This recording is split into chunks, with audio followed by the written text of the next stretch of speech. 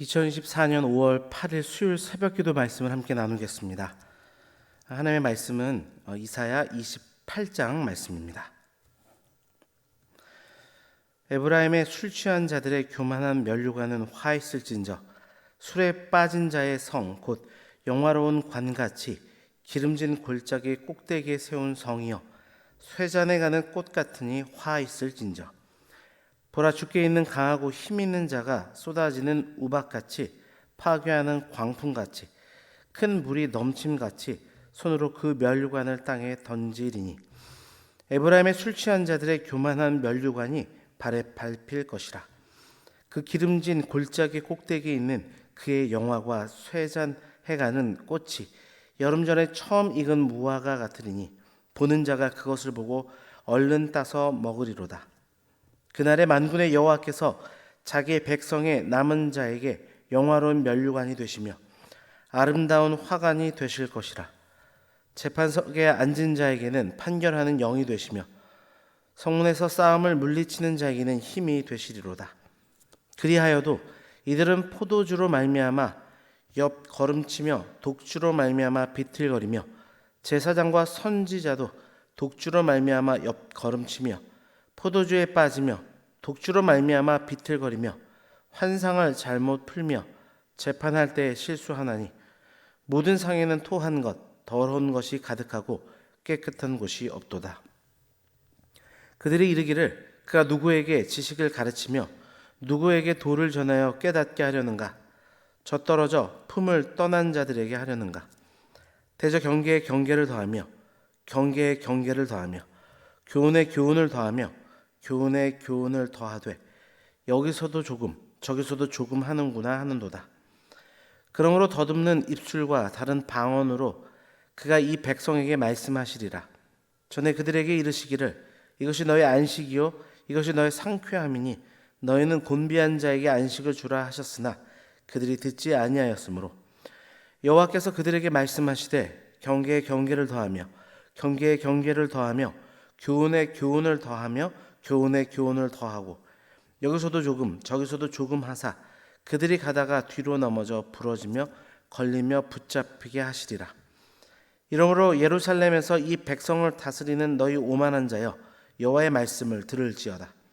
너희가 말하기를 우리는 사막과 언약하였고 술과 맹세하였은즉 넘치는 재앙이 밀려올지라도 우리에게 미치지 못하리니 우리는 거짓을 우리의 피난처로 삼았고 허위 아래에 우리를 숨겼음이라 하는도다. 그러므로 주 여호와께서 이같이 이르시되 보라 내가 한 돌을 시온에 두어 기초를 삼았노니 곧 시험한 돌이요 귀하고 견고한 기초돌이라. 그것을 믿는 이는 다급하게 되지 아니하리로다.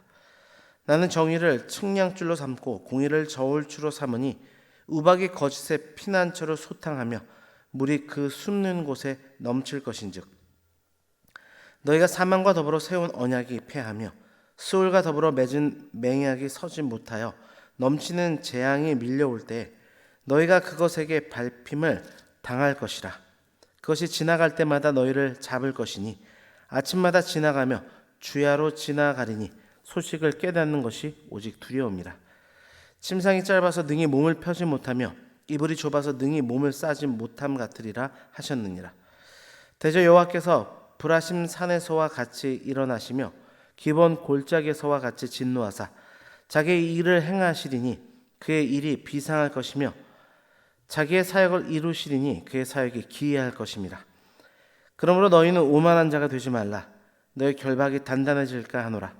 대저 온 땅을 멸망시키기로 작정하신 것을 내가 만군의 주 여호와께로부터 들었느니라. 너희는 귀를 기울여 내 목소리를 들으라. 자세히 내 말을 들으라. 파종하려고 가는 자가 어찌 쉬지 않고 갈기만 하겠느냐. 자기 땅을 개간하며 고르게만 하겠느냐. 지면에 이미 평평히 하였으면 소의 향을 뿌리며 대의 향을 뿌리며 소맥을 줄줄이 심으며 대맥을 정한 곳에 심으며 귀리를 그 가에 심지 아니하겠느냐.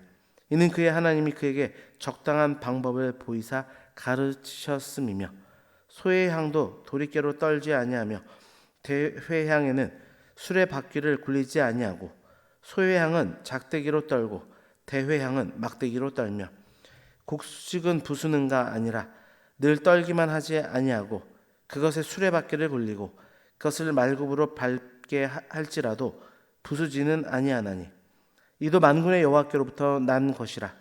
그의 경영은 기묘하며 지혜는 광대하니라. 아멘.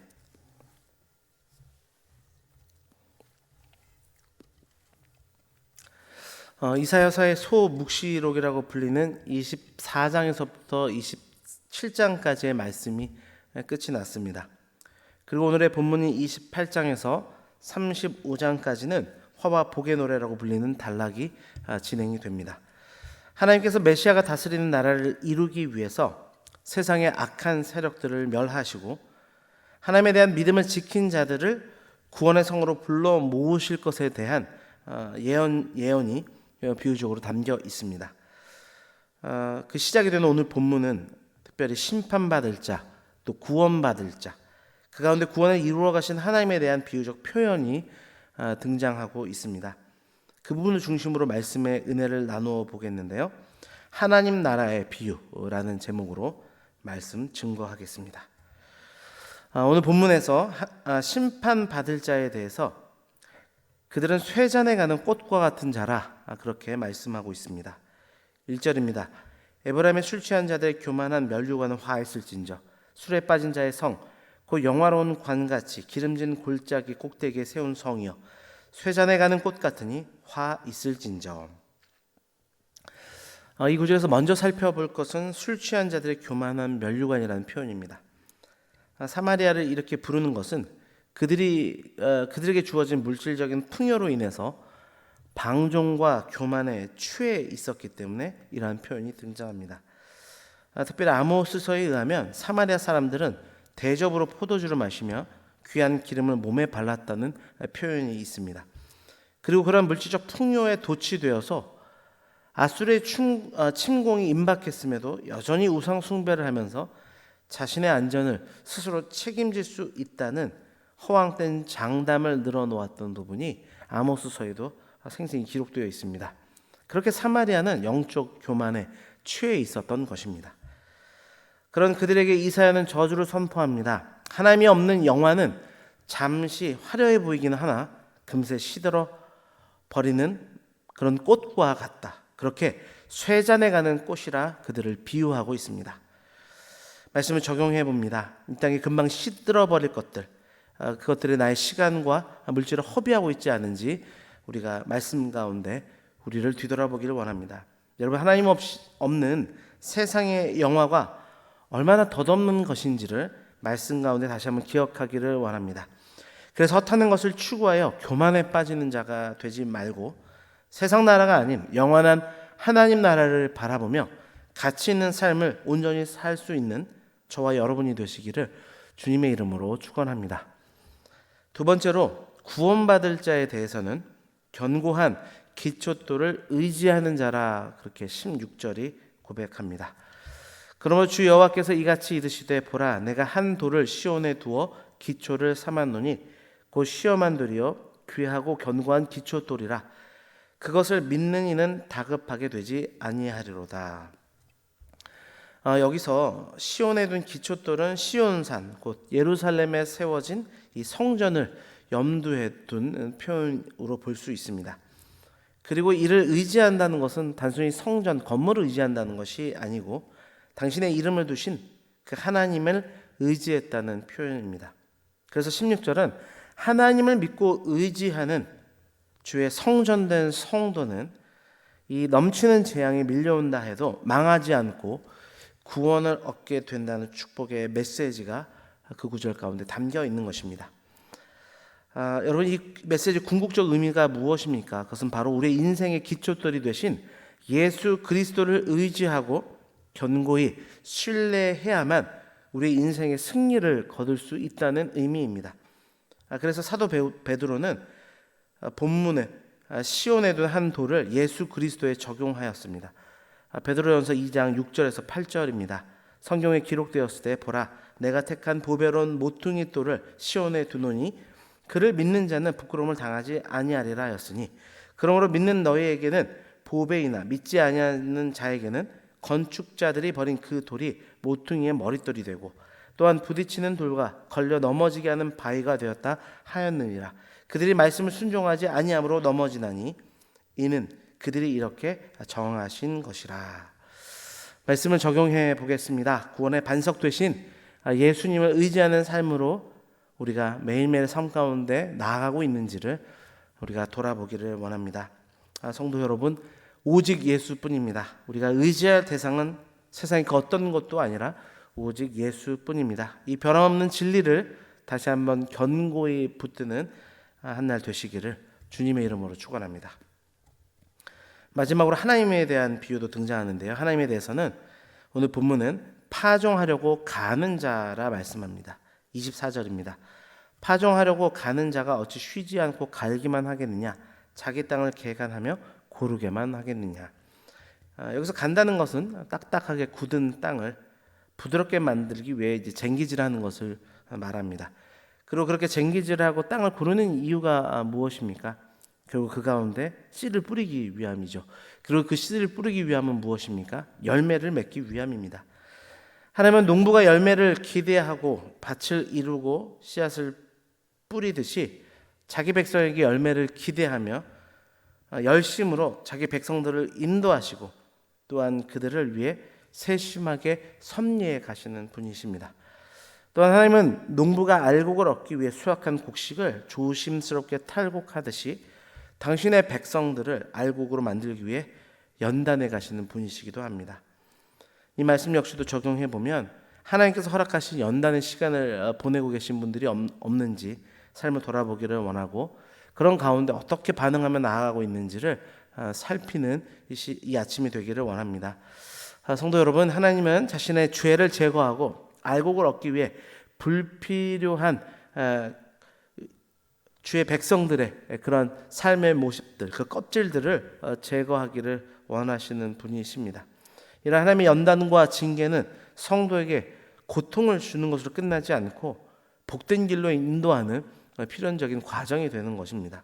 이 사실을 신뢰하며 때로는 그 찾아오는 연단이 있다 해도 그 가운데 감사할 수 있기를 원하고 또한 그 가운데 하나님의 뜻을 찾을 수 있는 우리 모두가 되기를 주님의 이름으로 축원합니다. 말씀을 맺습니다. 사마리아와 같이 자신의 권세와 능력을 자랑하며 교만히 행하며 방탕에 취해 살아가는 자들은 쇠잔에 가는 꽃과 같다고 말씀합니다. 성도인 우리는 그들과 다르게 오직 유일하신 구원의 반석이요 기초돌이 되신 예수님을 의지하며 우리의 본향으로 이끌어 가시는 하나님의 연단의 그 시간 속에서도 감사와 믿음으로 나아가는 자들인 줄 믿습니다.